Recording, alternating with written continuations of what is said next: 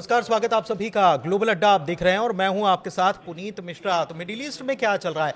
Middle east में दरअसल जब से इजराइल ने ईरान के तेल डिपो को निशाना बनाया है, तब से तेहरान में घने काले बादल छाए हुए हैं और धुआं लगातार उठ रहा है। और वहां पर खबर यह है कि आसमान से भी तेल गिर रहा है। तो ये गंभीर स्थिति जरूर पैदा हो रही है, लेकिन इस बीच ईरान की तरफ से यह कह दिया गया है कि अमेरिका इस बात की प्लानिंग कर रहा है कि वो मदर ऑफ ऑल बम जो है वो गिराने की तैयारी में है। लेकिन एक चेतावनी भी ईरान जारी कर रहा है और वो है तेल को लेकर कि तेल का दाम जो है आसमान से भी ऊपर चला जाएगा अगर अमेरिका और इजराइल का रुख यही रहता है। तो आइए इन्हीं चीजों को समझते हैं और साथ ही में बात करेंगे अमेरिका के व्यापार की भी। अमेरिका का व्यापार क्या? अमेरिका का मुख्य व्यापार है उसके हथियार, उनकी भी बात करेंगे। तो चलिए शुरू करते हैं चर्चा को। मेरे साथ अंकुर जी मेरे सहयोगी मौजूद हैं, सीधे उनके पास चलते हैं। सबसे पहले बात तेल की कर लेते हैं। सर, तेल की क्या रिपोर्ट? देखिए पुनीत, तेल की जो रिपोर्ट है काफ़ी मतलब चिंताजनक है, क्योंकि पूरी दुनिया में दाम बढ़ चुके हैं। क्रूड ऑयल की अगर हम बात करें तो वो करीब 67 रुपीज़ पर था और आज वो करीब 112-13 डॉलर प्रति बैरल तक गया। लेकिन बाद में फिर जी सेवन कंट्रीज़ ने ये कहा कि भाई हम जो अपना रिज़र्व है वो पूरी दुनिया के लिए खोल देंगे, लेकिन तेल की किल्लत नहीं होने देंगे। तो उसके बाद फिर इसमें कुछ ठंडापन देखने को मिला, लेकिन ये अभी भी $100 से ऊपर है। अब देखिए, अगर हम क्रूड की कीमतों की बात करें तो जब से जंग शुरू हुई तब से करीब 80% क्रूड की दाम बढ़ चुके हैं। लगभग दुगने के आसपास ये एक बार पहुंच चुका है। तो आने वाले जो समय है, जो एनालिस्ट बात कर रहे हैं वो ये कर रहे हैं कि अगर ये जंग आगे चली, लंबी चली, तो फिर तेल के दाम और बढ़ सकते हैं, यानी कि ये $150 तक भी जा सकते हैं। कुछ रिपोर्ट्स तो इतनी चिंताजनक हैं जो कह रही कि $200 तक भी तेल के दाम जा सकते हैं। ईरान भी यही चेतावनी दे रहा है स्ट्रेट ऑफ हॉर्मुज को लेकर के, जो उसने वहां पर किलेबंदी नाकेबंदी कर रखी है। और वो कह रहा है कि अगर यही रहा तो मतलब एक प्रकार से ये ईरान की तरफ से अमेरिका इजराइल पर दबाव है, पूरी दुनिया भी दबाव बनाए कि आप ये जो कर रहे हो इसको रोक दो। देखिए, पूरी दुनिया पर दबाव क्या कि तेल एक ऐसी चीज़ है जो पूरी दुनिया में असर डालती है, सभी देशों पे डालती है और सभी लोगों पे भी डालती है। अब जैसे अगर पुनीत मैं आपकी बात करूं कि आपका तो कोई वास्ता नहीं है, भाई जंग तो ईरान और अमेरिका के बीच में है, लेकिन ये जो तेल आप खरीदेंगे, जो आप अपनी कार में यूज़ करेंगे, वो तेल आपको महंगा मिलेगा। बिल्कुल सही अभी बात। चूंकि भारत में दाम नहीं बढ़े हैं, लेकिन इसका मतलब ये नहीं है कि भारत में दाम नहीं बढ़ सकते, क्योंकि अगर ये $150 प्रति बैरल पर जाएगा तो जाहिर है सरकार इतना घाटा नहीं सह पाएगी, तो फिर तेल के दाम बढ़ाने पड़ेंगे। फिलहाल चूंकि ये अच्छी बात है कि फिलहाल हमारे देश में तेल महंगा नहीं हुआ, लेकिन पड़ोसी देश पाकिस्तान की बात कर लो, पाकिस्तान में ऑलरेडी तेल महंगा हो चुका है। बांग्लादेश में, हाँ, बांग्लादेश में भी महंगा हो चुका है। तो ये तमाम बातें हैं। तो तेल एक ऐसी कमोडिटी है पूरी दुनिया में, ये जब जब बढ़ती है तब तक ये पूरी दुनिया के लिए चिंता का सबब बनती है। लेकिन जो रिजर्व की बात है कि हम रिजर्व खोल रहे हैं और दाम में थोड़ा सा अभी हमें जरूर, लेकिन कितने दिन तक रिजर्व? ये जी7 कंट्रीज ने बोला है। अब लोगों का अनुमान ये है कि जो जंग है जो फिलहाल ये चल रही है, ये 1-2 हफ्ते और चले या 4 हफ्ते और चले मैक्सिमम। लेकिन जो आसार है, आप ये देखिए ना कि ईरान वो मुल्क है जिसने इराक के साथ 8 सालों तक जंग करी थी। तो वो एक कौम जो है वो ईरान है, उसको समझना पड़ेगा कि वो लंबे लड़ाई के लिए तैयार है। तो अगर ये जो जंग है फिलहाल ये लंबी खिंचती है, ये 2 महीना या 3 महीने भी खिंचती है, तो इसका असर दुनिया पे आना तय है, इसमें कोई दो राय नहीं है। लेकिन वो कह रहे हैं अमेरिका, ईरान ने कहा है कि इजराइल और अमेरिका मिल करके प्लान कर रहे हैं ग्राउंड ऑपरेशंस करने का, और अगर वो ये कर रहे हैं तो उनको अपने मुगालते दूर कर लेना चाहिए। लेकिन अगर अमेरिका और इजराइल मिलकर ईरान में ग्राउंड ऑपरेशन करते हैं तब क्या चीजें ऐसी रहेंगी? उनको ऐसा लग रहा है कि वो कंट्रोल कर लेंगे अभी भी। देखिए, बूट्स ऑन द ग्राउंड, ये कहा जाता है कि जब आर्मी किसी ऑपरेशन करती है तो they should be boots on the ground, लेकिन ऐसा आपको नहीं लग रहा। देखिए, अगर बूट्स ऑन द ग्राउंड की अगर हम बात करें तो ईरान एक तो बड़ा कंट्री है, फिर आप ईरान में जो IRGC है वो करीब उसके 41 डिस्ट्रिक्ट्स में फैली हुई है। तीसरी बात यह है कि जैसा मैंने आपको बताया कि उन्होंने इराक के साथ 8 सालों तक लड़ाई लड़ी थी, 8 सालों तक जंग लड़ी थी। तो अमेरिका इजराइल के लिए ये हलवा नहीं है, बूट्स ऑन द ग्राउंड इतना आसान काम नहीं है। देखिए, अभी चूंकि टेक्नोलॉजिकल एडवांसमेंट है तो उन्होंने एयर सुपरमेसी एक तरह से कह सकते हो कि भाई उनके जहाज अंदर चले जाते हैं ईरान के एयर स्पेस में, but boots on the ground मुझे प्रैक्टिकल नहीं लग रहा। और अगर इसमें हुआ ऐसा तो अमेरिका इजराइल को कैजुअलिटी होगी, काफ़ी सैनिक मारे जा सकते हैं। और ये ईरान नहीं है कि जो इतना जख्म सहने के बाद भी वहाँ पे जो उनके ऑपरेशन जारी भी रखेंगे, क्योंकि अभी अमेरिका मिड टर्म में जाएंगे, डोनाल्ड ट्रंप मिड टर्म में जाएंगे, तो दे डोंट वांट कि वहाँ से कॉफिन वापस आए अमेरिका में या इजराइल में इतनी भारी संख्या में नुकसान हो। और वहाँ की जनता की, जैसे अभी कुछ सर्वे भी आ रहे हैं अमेरिका में जो ये कह रहे हैं कि most of the Americans are not in favour of war with the Iran. तो अगर ईरान के साथ जंग होती है, उसमें कैजुअलिटी होती है खासतौर पर अमेरिका के सोल्जर्स की, तो it is not going to benefit America as an internal politics, क्योंकि वहाँ मध्यावधि चुनाव होंगे और मध्यावधि चुनाव में डोनाल्ड ट्रंप नहीं चाहेंगे कि उनकी सीटें कम आएँ उनकी पार्टी की और फिर वो कोई लेजिस्लेशन पास ना करवा पाए अमेरिकी कांग्रेस में। बिकॉज अगर वो कमज़ोर पड़ते हैं मध्यावधि चुनाव में तो डोनाल्ड ट्रंप के लिए बहुत मुश्किल होगा फिर एग्जीक्यूटिव ऑर्डर्स पास करना, क्योंकि फिर तो ये भी हो सकता है कि अगर वहाँ पे डेमोक्रेट्स ज़्यादा संख्या में आ गए तो इम्पीच भी कर सकते हैं प्रेसिडेंट को, तो उनके लिए स्थिति बहुत खतरनाक लेकिन एक चीज़ है, अमेरिका के पास एक वो चिराग जो है उसकी इकोनॉमी को बूस्ट करने का, वो चिराग है उसके हथियार। और हथियार मतलब कि दुनिया में जंग हो, हथियार बिके। ये आज से नहीं है, आप सीरिया देख लीजिए, अफगानिस्तान देख लीजिए, इराक देख लीजिए, तमाम मुल्कों में जो अमेरिका करता आया है। और अब ईरान के साथ साथ ईरान ने तो ये कहा था कि हम रीजनल वॉर में ये अगर आप अटैक करेंगे तो तब्दील हो ही जाएगा, लेकिन अमेरिका के ही जो अलाय हैं जो मिडिल ईस्ट में हैं उनको भी अब हथियारों की जरूरत पड़ेगी। तो एक बड़ा मार्केट तो अमेरिका के लिए खुल रहा है, उसको इस अपॉर्चुनिटी बाद की बात है। देखिए पुनीत, बिल्कुल बात आपकी सही है कुछ हद तक कि भाई नया मार्केट खुलेगा, लेकिन मार्केट खुलने से पहले तो अभी तो जंग चल रही है ना, अभी तो मार्केट में हथियार ही नहीं है। अभी अमेरिका और इजराइल के लिए सबसे बड़ी दिक्कत ये है कि उन्होंने 1-2 साल से तो जो उनकी इंटरसेप्टर्स थे या बैटरीज थी वो तो यूक्रेन में लगी हुई हैं। फिर क्या हुआ कि जो ईरान ने तबाही मचाई है, जो उनके रडार्स ख़त्म किए हैं, और फिर जो उनकी सप्लाई है, कहीं ना कहीं सप्लाई चेन प्रभावित हुई है, इस बात को मानना पड़ेगा अमेरिका की। क्योंकि अगर अमेरिका की सप्लाई चेन प्रभावित ना होती तो अमेरिका 2 हफ्तों में ये क्लेम कर सकता था कि भाई 2 या 3 हफ्तों में कि भाई मैं जंग जीत चुका हूँ, लेकिन अभी तो कोई ऐसे आसार नज़र नहीं आ रहे। तो मुझे लगता है कि यूक्रेन युद्ध के कारण अमेरिका की एक सप्लाई चेन जो हथियार बनाने की क्षमता है वो प्रभावित हुई है। और ईरान तो ये बात कह चुका है, अली लारीजानी ने भी ये बात कही है जो उनके सिक्योरिटी चीफ है, कि हम तो 20 साल से अमेरिका के साथ जंग करने की तैयारी कर रहे थे। और अमेरिका, ईरान जो है करीब हर महीने करीब 3 से 4 हज़ार ड्रोन बनाता है, और वो ड्रोन जिसकी कीमत मात्र $20,000 है और जिसको ख़त्म करने के लिए 113 मिलियन का एक इंटरसेप्टर काम होता है, यूज़ किया जाता है। तो फाइनेंशियली भी और संख्या के लिहाज से भी America is also running out of weapons. तो वो इसलिए यही बात है कि अपनी सप्लाई चेन को दुरुस्त करने के लिए यूक्रेन से भी कुछ चीज़ें मंगाई जाएंगी।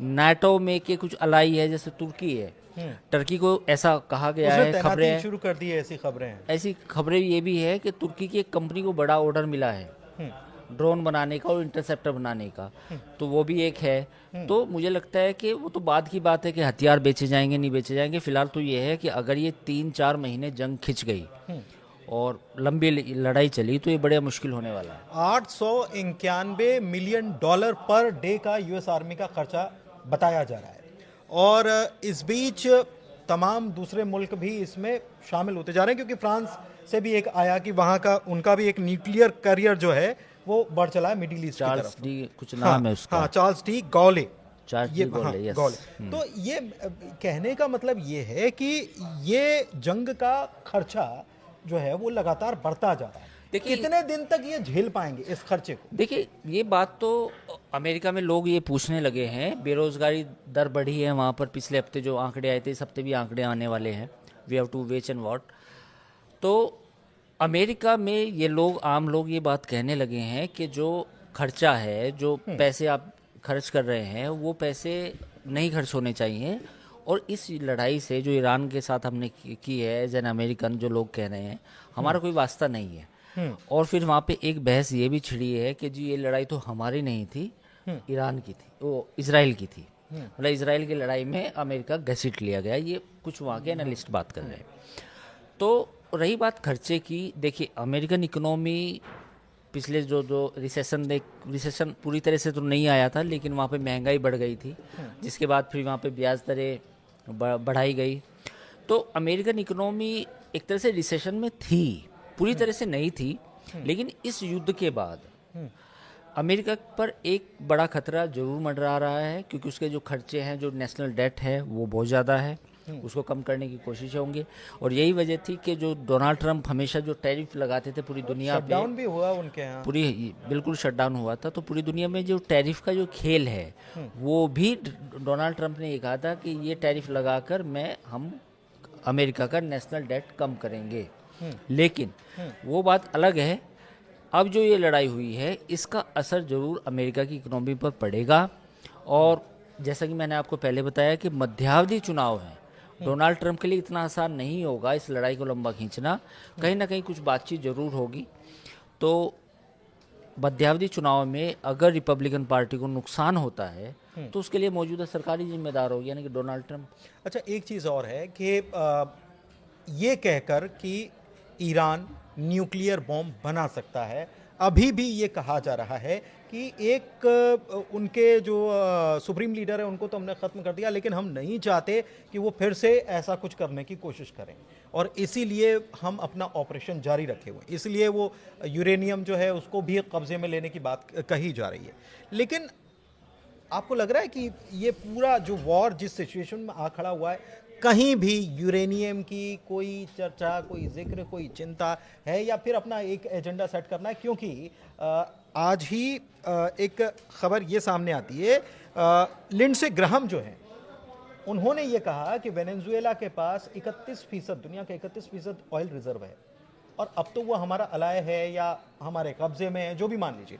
तो ये एक चीन को पटखनी देने के लिए बहुत अच्छा है।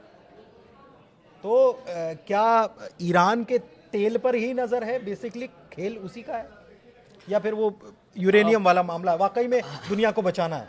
नहीं, दुनिया को कोई नहीं बचाता पुनीत, ये तो आप भी जानते हैं, सारी दुनिया जानती है। वेनेजुएला में तेल की बात आपने कही, कुछ कुछ रिपोर्ट्स ऐसी है कि वेनेजुएला के पास जो सोना था वो भी शायद अमेरिका शिफ्ट कर दिया गया, हालांकि मैं कंफर्मेशन नहीं कह सकता, मैं तो सोशल मीडिया की बात बता सकता हूँ। पूरी दुनिया में ये तेल की लड़ाई है और इसमें कोई दो राय नहीं है। अमेरिका ने जो अटैक किया तो इसमें अब यूरेनियम की तो बात ही नहीं हो रही बेसिकली, अब ये बात हो ही नहीं रही कि भाई यूरेनियम कहाँ है। अच्छा, ईरान को सबसे बड़ा जो धक्का पहुंचा है वो धक्का इस बात से पहुंचा है कि अगर आप खामनेई को नहीं मारते तो एक बार लगता कि ईरान के साथ आपकी बातचीत हो सकती थी। जो आपने पिछले साल जून में जो लड़ाई लड़ी थी, ये लड़ाई अभी 5-6 दिन चल के ख़त्म हो सकती थी। लेकिन IRGC या उसके कमांडर इस बात से ज़्यादा खपा है कि आपने हमारे सुप्रीम लीडर को ही मार दिया, तो हम उसका बदला लेंगे।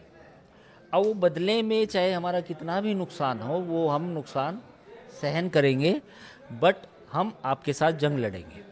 तो ईरान का तो पॉइंट ऑफ व्यू ये है। दूसरा सवाल जो आप कह रहे हो अमेरिका को ये उम्मीद थी कि जैसे वेनेजुएला एक हलवे के तौर पर प्लेट में आ गया, उसका तेल भी आपके कब्जे में आ गया, उसके एसेट्स भी आपके कब्जे में आ गई, तो हो सकता है कि दुनिया का चौथा सबसे बड़ा प्रोड्यूसर तेल का ईरान, ये भी हमारे कब्जे में आ जाएगा मात्र 2 हफ्ते में या 1 हफ्ते में। ऐसा तो नहीं कि इसराइल, चूंकि वॉर तो इसराइल ने शुरू किया पहले, तो नहीं, लेकिन मैं ये समझ, इसराइल के मोटिव अलग हैं, अमेरिका के अलग नहीं, मोटिव तो अलग है, लेकिन मिसगाइड तो नहीं है अमेरिका को कर दिया कि आप करके देखो बस हो जाएगा यूं।